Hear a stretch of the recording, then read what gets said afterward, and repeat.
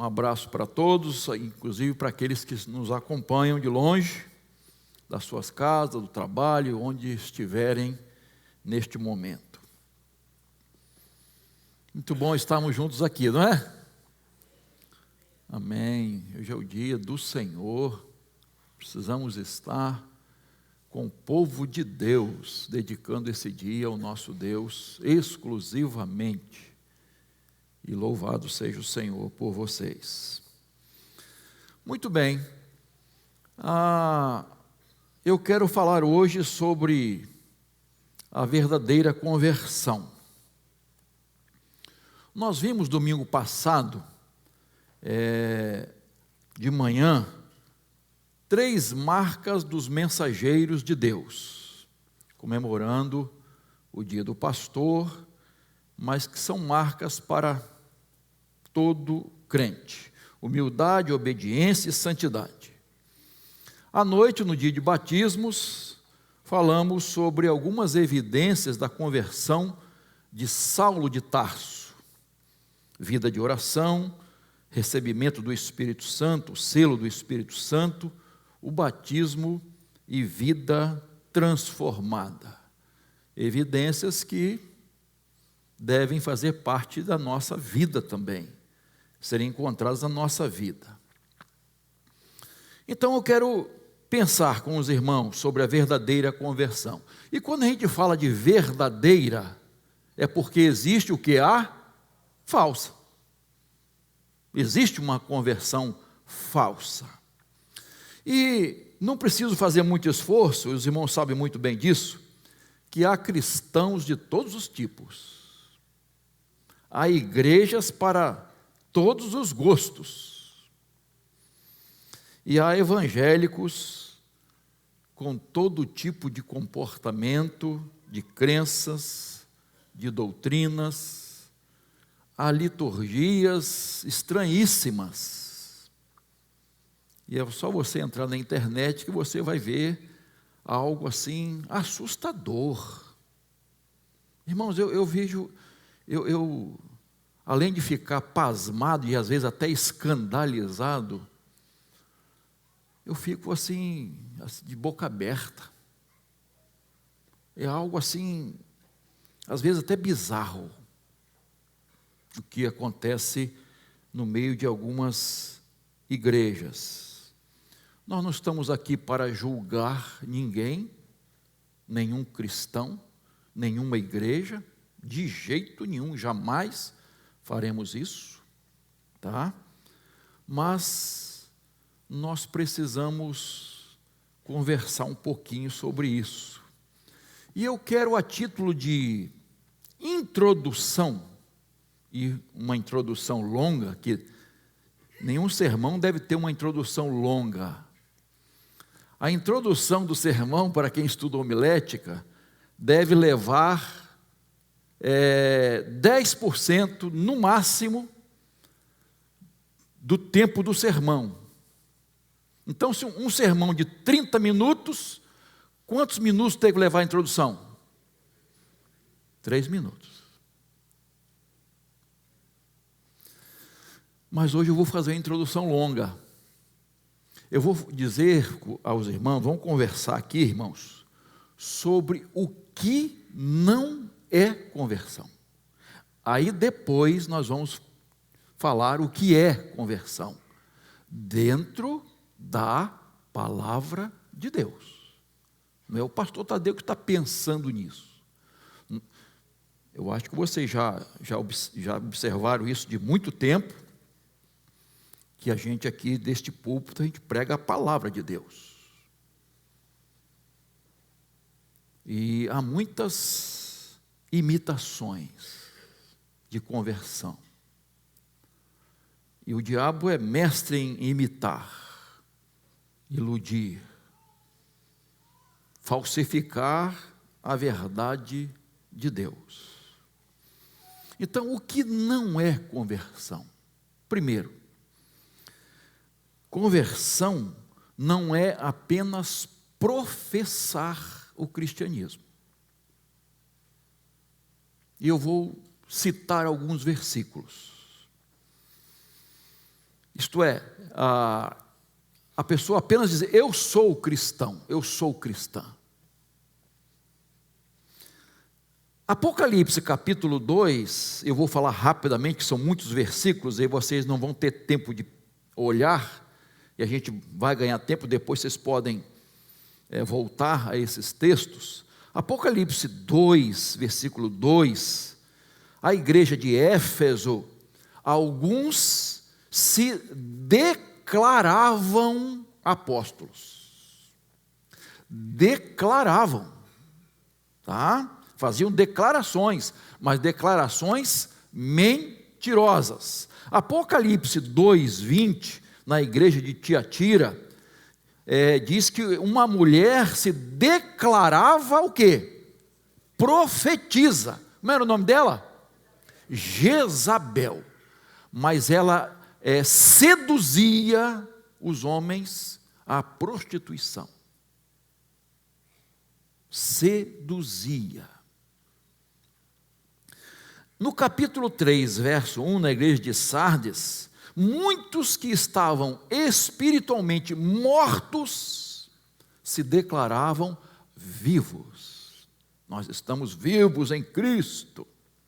Apocalipse capítulo 3, verso 9, na igreja de Filadélfia, alguns se declaravam o verdadeiro povo de Deus. Mas Jesus diz que ali tinha o quê? Uma sinagoga de Satanás. Olha só, irmãos. E quem está escrevendo isso é Jesus. Quem está dizendo isso das igrejas é Jesus. Então, observe bem, há cristãos professos, se declaram, mas que na verdade não são convertidos. Eu vou julgar você? Não. Jesus é que conhece o coração, ele pode falar isso. Tá? Então, queridos, eles tinham nome de cristãos, se diziam cristãos, cristãos nominais, só de gogó. De fato e de verdade, não eram cristãos. Não havia ali, naqueles corações, uma verdadeira conversão. 2 Timóteo capítulo 2, verso 19, Paulo diz assim: entretanto, o firme fundamento de Deus permanece, tendo este selo: o Senhor conhece os que lhe pertencem, e mais, afaste-se da injustiça todo aquele que professa o nome do Senhor. Tito capítulo 1, verso 16, diz que eles afirmam que conhecem a Deus. Olha só. Mas o negam por meio do que fazem. É por isso que são o quê? Abomináveis, desobedientes e reprovados para qualquer boa obra. Irmãos, olha só o que Paulo está dizendo aqui. Pessoas que professam a fé, se dizem cristãs, usam o nome de Jesus, professam o nome de Jesus, afirmam estarem convertidas, afirmam ser igreja de Jesus, povo de Deus, conhecerem a Deus, mas não provam através de suas vidas, não demonstram na prática que são verdadeiros cristãos, isto é, não vivem o evangelho de Jesus. Não adianta só professar o cristianismo, tem que viver, tem que demonstrar, tem que provar. Eu li rapidamente, não me inteirei de detalhes sobre Bruna Carla. Está uma celeuma aí, porque parece, tá? Depois vocês vão confirmar, né? Repito, não me inteirei. Parece que ela rejeitou um convite de ir ao casamento, ou cantar num casamento, de um homem, de um amigo até que é gay, que ia se casar com outro gay. Ela disse: eu não vou. E está sendo bombardeada por isso. Parabéns para Bruna Carla, se isso é verdade. Se é isso mesmo. Parabéns. Uma coragem que muitos pastores não têm. Muitos líderes religiosos não têm. De viver. Não só professar, mas na prática, viver o verdadeiro evangelho. Segundo lugar, conversão não é simplesmente a pessoa ser batizada.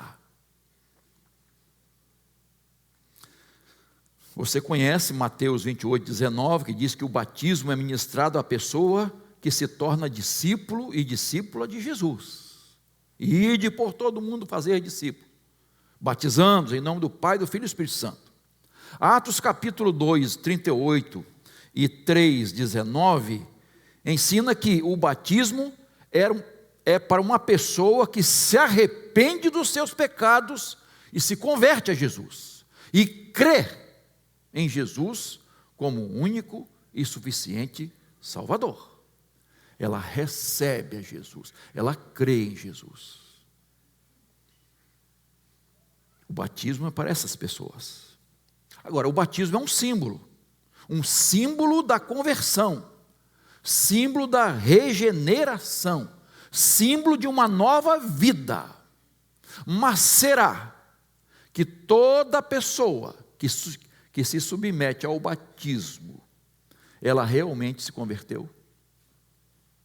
Realmente morreu e ressuscitou?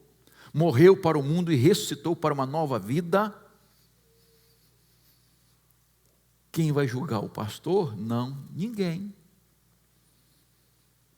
Ninguém pode julgar, porque só Jesus conhece os corações e a sinceridade do coração de cada pessoa.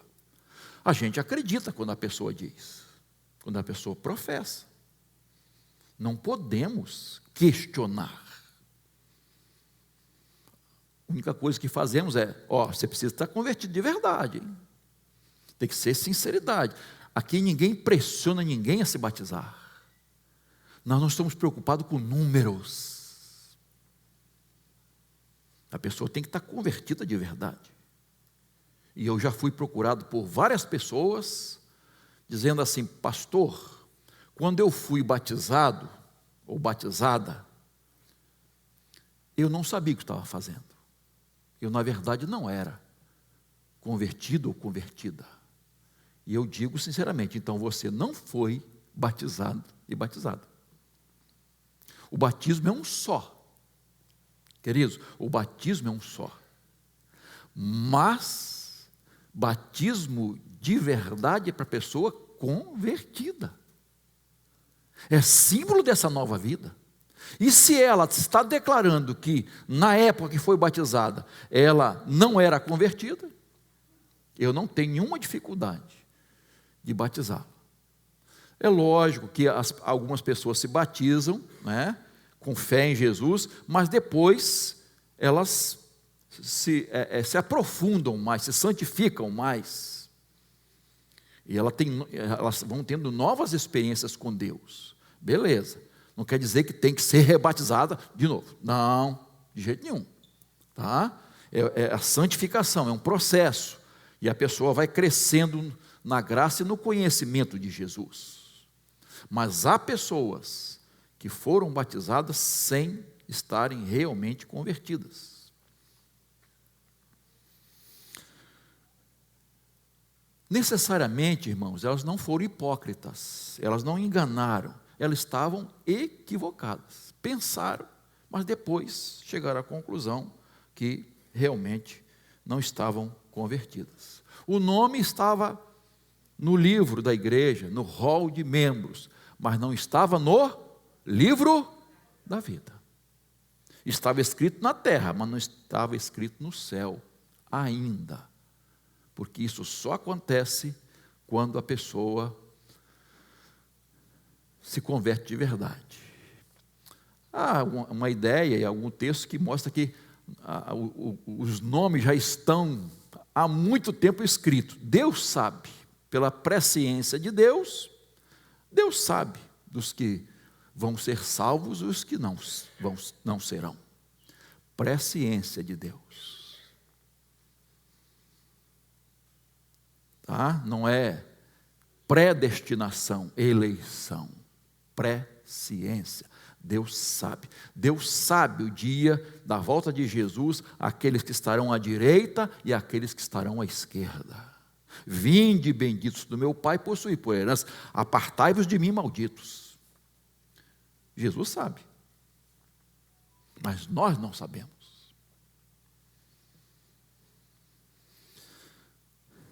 Terceiro lugar, conversão não é justiça própria. O que eu quero dizer com isso, irmãos? Ter um bom comportamento, ser correto no seu viver, ser justo no seu proceder.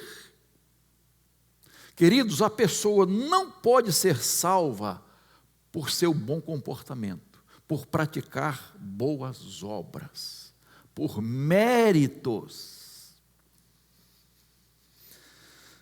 Filipenses capítulo 3, verso 6, o apóstolo Paulo diz que antes de se converter, veja bem, ele era um cidadão irrepreensível segundo a justiça que há na lei.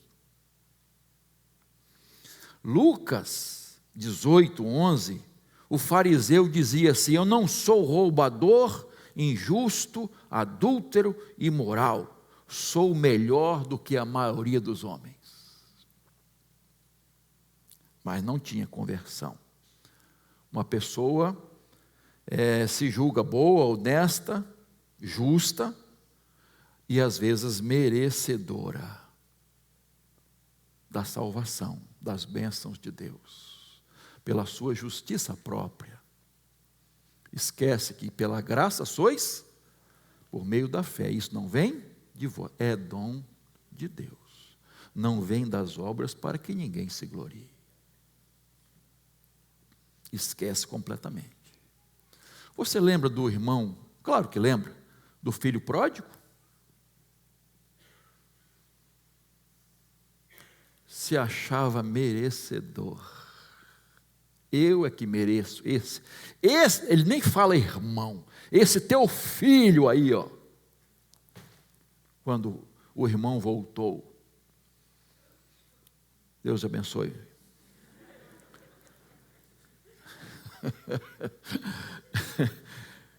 Quando o irmão volta, ele não se alegra com o pai. Ele não vai à festa. Eu é que mereço, mas ele é que recebe as honrarias. Mas esse meu filho estava morto e reviveu, estava perdido e foi achado. Eu não quero saber, estou fora. Justiça própria. Merecedor. Acha-se merecedor. E ele representa muito bem os judeus. O povo de Deus. Para quem o povo, Jesus veio, que rejeitou. O meu povo me rejeitou. Mas a todos quantos receberam, deu-lhes o poder de serem feitos filhos de Deus, aos que creem no seu nome. Justiça própria. A pessoa pode ter uma vida exemplar. E pode ter uma vida exemplar melhor do que muitos cristãos, lamentavelmente. Mas se ela não se converteu de verdade, irmãos, se ela não buscou a Jesus, essa pessoa justa, honesta, boa, exemplar, ela vai para o inferno, enquanto não receber Jesus. Isso pode assustar alguns, mas não é bondade, não é justiça própria, não é ser bonzinho, não é praticar boas obras que vai levar uma pessoa para o céu. Senão Jesus não precisava ter vindo. A pessoa com a sua justiça própria iria para o céu. Agora, lógico que ser uma pessoa boa, honesta, exemplar, praticar, isso é ótimo, claro que é. Ninguém diz nada ao contrário sobre isso. Agora, para a salvação, só através da conversão. Se a pessoa não se arrepender e não crer em Jesus, repito, ela não poderá ser salva, mesmo que ela tenha uma vida mais exemplar, pelo menos aparentemente, do que muitos cristãos. Se ela não busca a graça de Jesus, e eu vou falar isso à noite, se ela não busca a graça de Jesus, ela não poderá ser salva. A salvação é pela graça. Quarto lugar, conversão não é religiosidade, é o ser religioso. Religiosidade não salva. Religião nenhuma salva. E vocês conhecem muito bem que há religiosos radicais, muito radicais, até as últimas consequências. Defendem a sua fé, a sua crença, sua religião até a morte. Mas o fato de ser religioso ou religiosa não diz nada. E há religião de todo tipo. Quando você vê aí notícia de um homem bomba, ele morreu por sua fé. Por sua fé. Ele está crendo naquilo que está fazendo, que é certo. Ele acha que é certo. Paulo era religioso? Claro que era. Ferrenho. Para ele, Paulo não, Saulo, vamos botar Saulo para ficar bem entendido, né? Para ele, o cristianismo era uma seita, que tinha que ser exterminada. Por isso ele se propunha exterminar os cristãos. 2 Timóteo capítulo 3, verso 5, diz que pessoas mundanas podem ter aparência de cristãs. Aparência. Tem forma de piedade. Mateus 23, 14 diz que os escribas e fariseus eram muito religiosos, faziam longas orações, eles demonstravam uma consagração muito grande, mas eram hipócritas, impostores, aproveitadores. Lucas capítulo 18, verso 12, um fariseu se julgava superior, porque jejuava 2 vezes por semana e entregava o dízimo. O coração dele estava cheio de orgulho, de vaidade, de arrogância. Pessoa religiosa.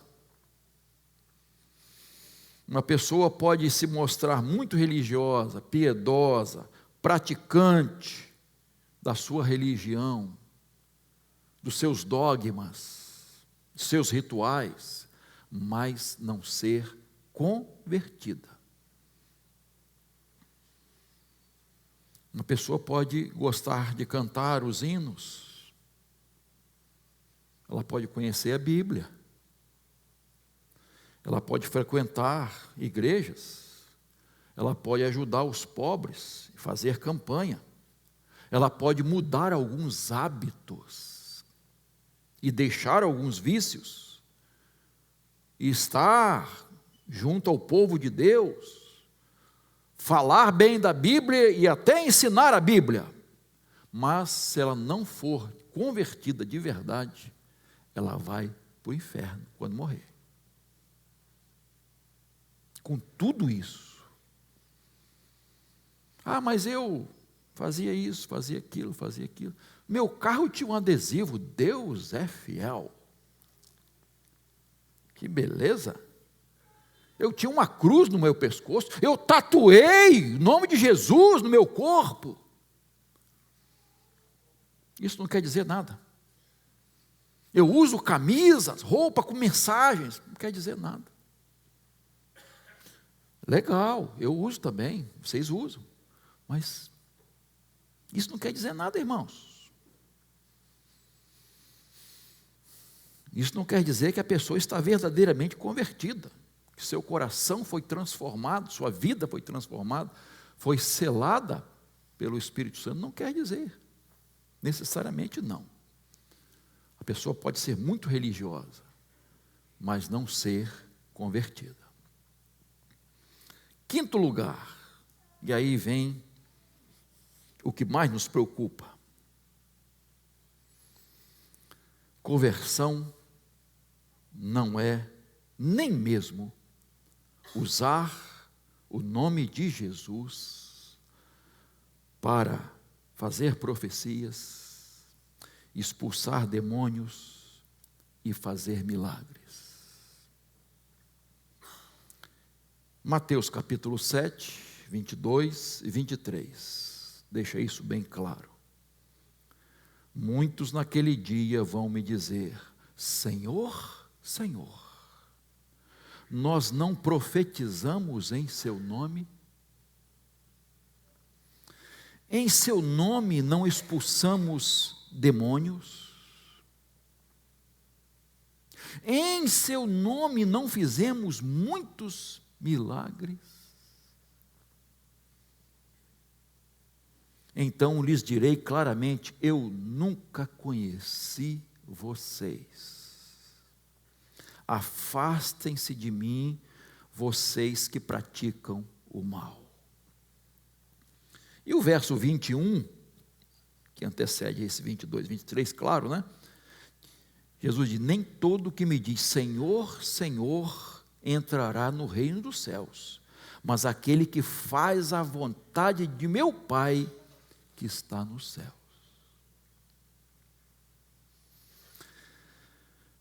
O nome de Jesus é poderoso, irmãos. As obras mencionadas aqui, vamos dizer, são sobrenaturais.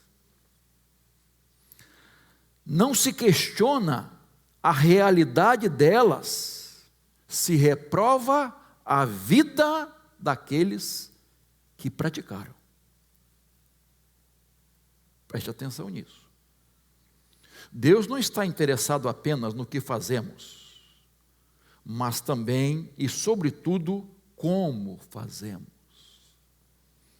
Deus quer a obra certa com a motivação certa. Ele quer a verdade do íntimo.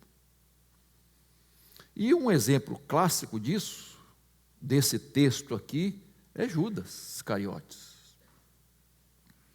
Judas Iscariotes, aparentemente o melhor apóstolo, o mais consagrado, o mais dedicado, o mais certinho. Aparentemente, ninguém desconfiava dele, mas ele era ladrão, traidor, vendeu Jesus. Satanás estava no seu coração. Percebe isso? Satanás estava no seu coração. E o que me faz, às vezes, refletir, irmãos, é que hoje a gente acha que quando a pessoa está com Satanás no coração, ela demonstra, ela tem uma força descomunal, ela muda a voz e fala um monte de coisas.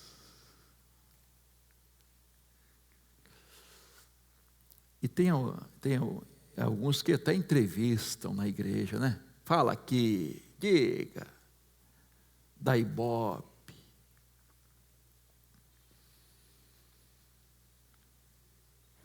Não, Judas era um possesso diferente.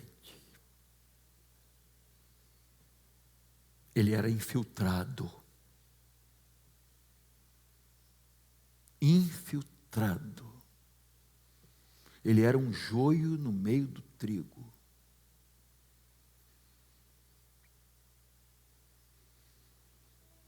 Queridos, essa parábola nos mostra que os dois são muito semelhantes, mas a distinção vai ser quando, irmãos? Quando que não haverá dúvidas? Na colheita. Na colheita. Na colheita. O trigo será recolhido e vai para o celeiro. O joio será recolhido e vai para o fogo. Há situações, há pessoas que nós só vamos conhecer seu verdadeiro íntimo, seu verdadeiro caráter, suas verdadeiras intenções, só no dia do juízo. Porque elas se parecem muito com os cristãos. Ela se misturou, ela estava junto, mas sem a verdadeira conversão. E isso é grave, irmãos.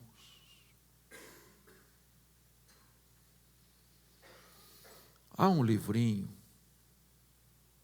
que nós chegamos até a estudar na escola bíblica dominical, irmã Marlene, há muito tempo. Retorno à Santidade. Eu esqueci o nome do autor, lembra, Davi? Gregory Fraser. É um autor que escreve muitos livros bons, práticos, bíblicos.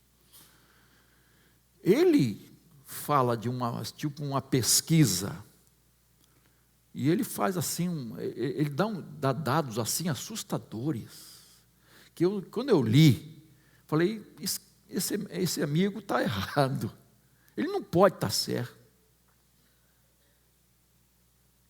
Ele fala que, eu não lembro se é 60% ou 80%, mais ou menos, de membros das igrejas que não tiveram uma conversão verdadeira ainda. Pesquisando com vários líderes e tal, enfim, né, porque coração só Deus conhece, né? Então ele fala dessa possibilidade,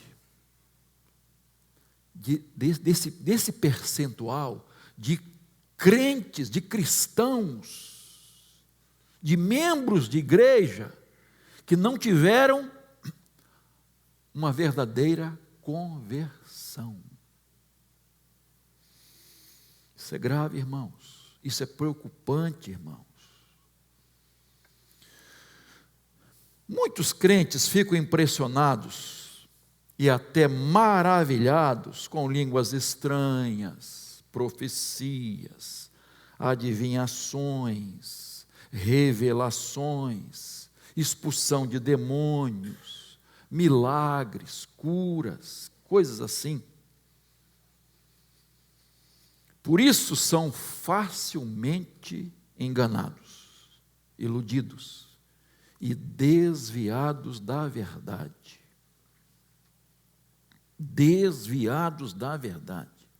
Preste atenção no que Jesus disse: nunca os conheci. Nunca conheci vocês.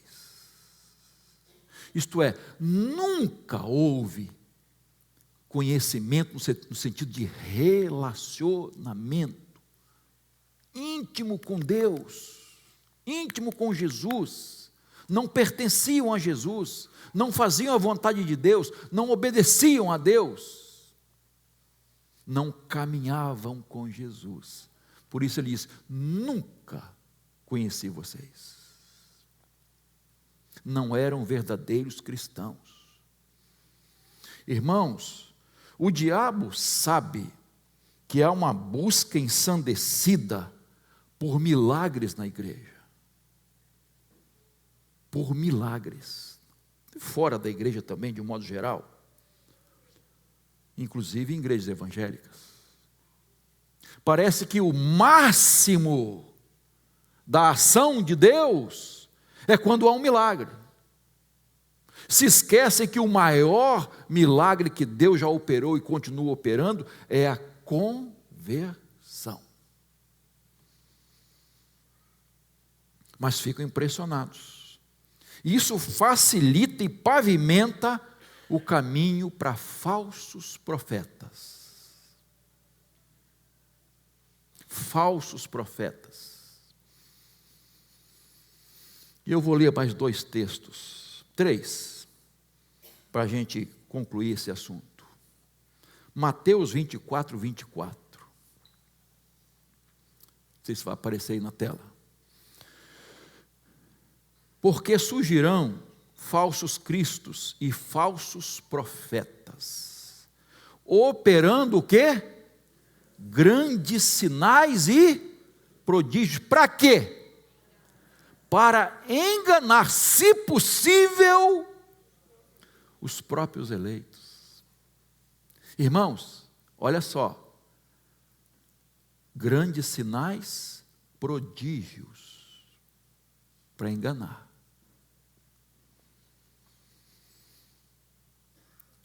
2 Tessalonicenses capítulo 2, verso 9. Ora, o aparecimento do iníquo é segundo a ação de Satanás, com todo o poder, sinais e prodígios da gente, sinais e prodígios da mentira, que tem como pai o diabo. Você está prestando atenção nisso?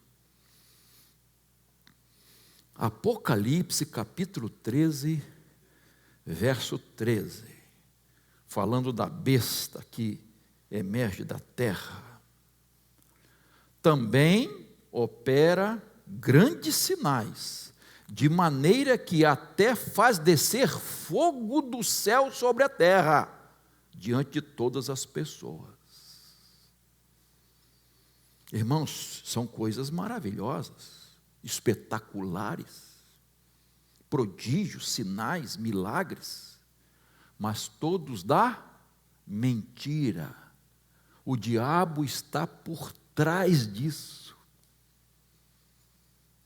É difícil, às vezes, a gente entender e aceitar que atrás de um milagre, Satanás pode estar por trás. Parece que lá no fundo a gente não aceita muito que ele tem poder para realizar isso.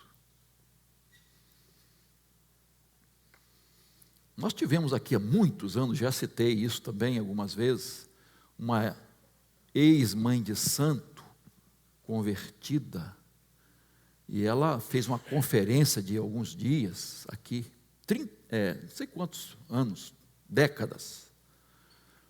Ela testemunhou aqui o que ela fazia através dos espíritos malignos.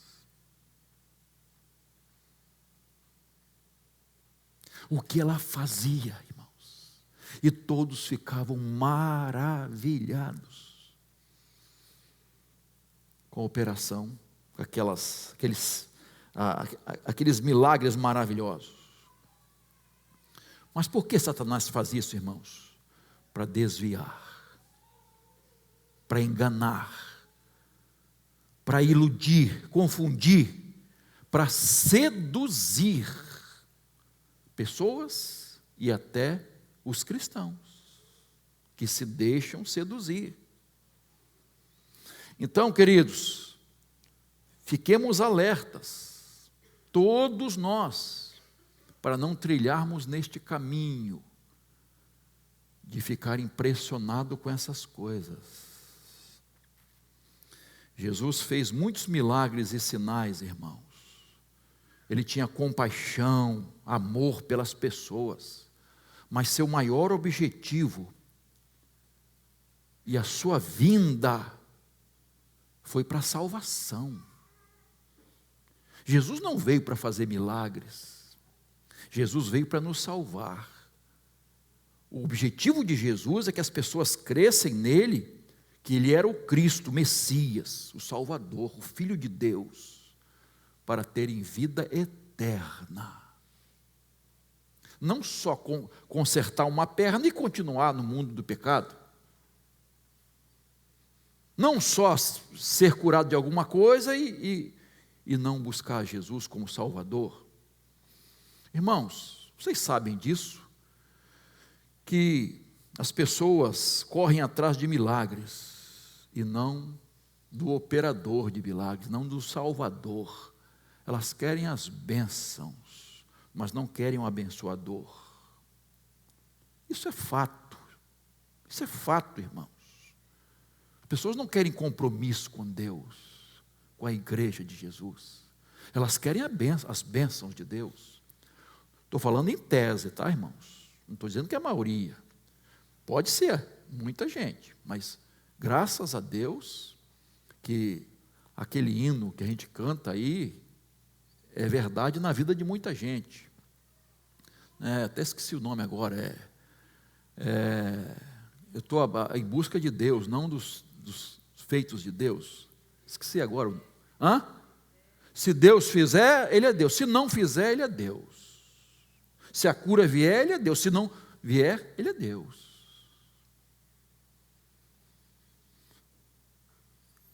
Essa precisa ser uma verdade na nossa vida. A gente crê em milagres e a gente busca milagres. Claro. Quem está doente quer cura. Claro, ninguém duvida disso. Mas não é a coisa mais importante, irmãos. E aí, para receber uma cura, a pessoa faz qualquer coisa. Ela vai em qualquer lugar. Ela faz o que qualquer pessoa manda. Se é para conseguir essa bênção, esse milagre, eu faço qualquer coisa. Eu busco qualquer coisa. E vocês sabem disso. Eu prefiro morrer numa enfermidade do que deixar o caminho de Jesus, deixar a verdade. Eu prefiro morrer por causa de uma enfermidade a ir para o inferno. Mas nem todo mundo pensa assim. Graças a Deus que você pensa assim também. Esperamos em Deus que sim.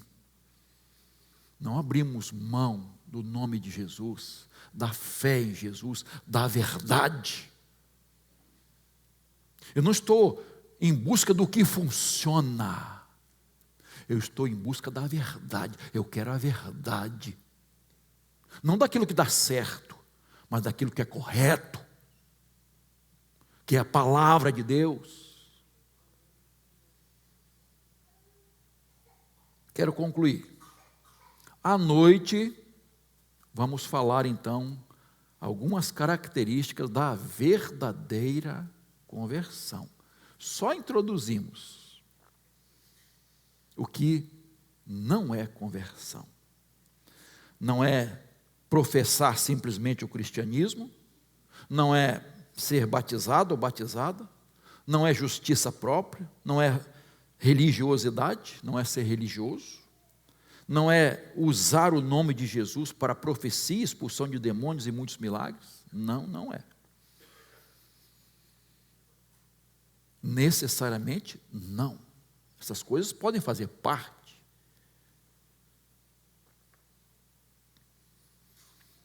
Lá em Atos capítulo 16, não precisa abrir não.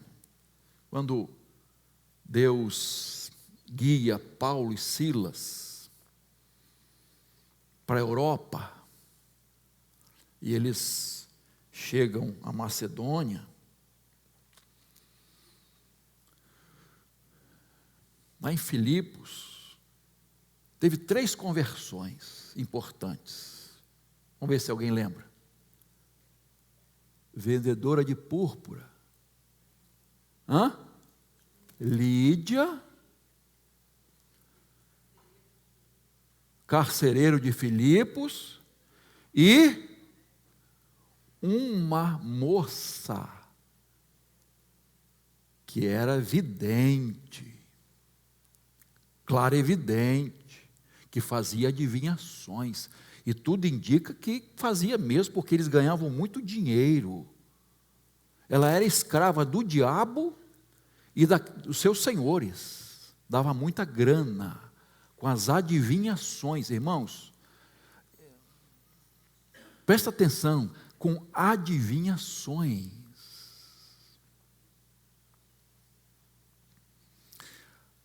Ela foi atrás de Paulo e Silas. E ela foi persistente, indo atrás deles. E sabe o que ela dizia? Olha só. Estes homens são servos do Deus Altíssimo. Olha só. Estes homens são servos do Deus Altíssimo e anunciam o caminho da salvação. Você percebe como o inimigo é sujo? Como ele tenta enganar as pessoas? Iludir?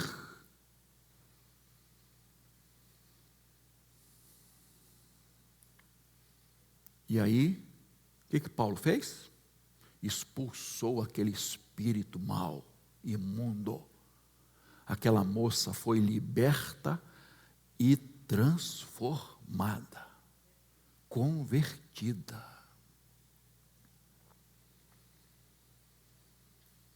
Queridos,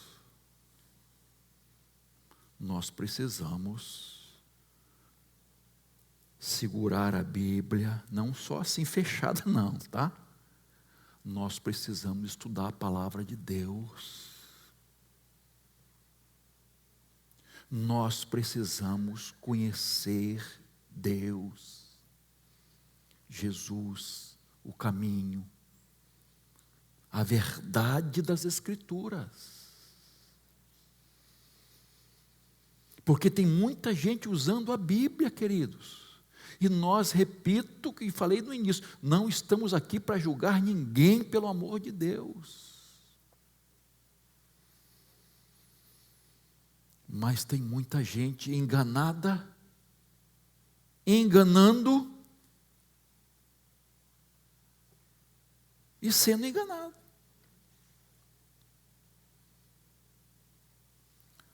Quer dizer, pastor, que é a igreja batista? Não estou falando de igreja batista não, irmãos. Não estou falando disso. Graças a Deus tem muitas igrejas sérias, denominações sérias, mas há muita coisa, me desculpe, ruim por aí, queridos.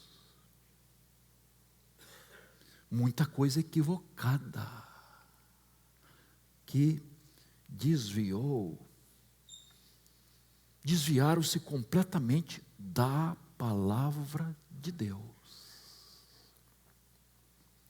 Então nós precisamos avaliar primeiro a nossa vida. Qual a base da nossa fé? E à noite eu vou falar de fé também. Qual a base da nossa fé, irmãos? Qual o objeto da nossa fé? Qual é o fundamento da nossa fé? Em que cremos? Em quem cremos de verdade? Essas coisas são importantíssimas para a gente se posicionar e ter uma vida, construir a nossa casa sobre a rocha, que é a obediência à palavra de Deus. Aqueles que ouvem e obedecem à palavra de Deus. Não casa sobre areia. Vida sobre areia. Que Deus tenha misericórdia de nós, que nos ajude, que o Espírito Santo de Deus continue iluminando as nossas mentes, diante da verdade de Deus que está aqui na sua palavra, para que possamos estar seguros na nossa fé, no caminho que estamos seguindo. Amém? Fique de pé, por favor. Nós vamos cantar. Teremos oportunidade de dedicar ao Senhor nossos dízimos e ofertas. E se você é aniversariante da semana, tanto de nascimento ou casamento, tem bênção a agradecer a Deus, enfim, se quiser vir à frente, você pode vir, depois estaremos orando.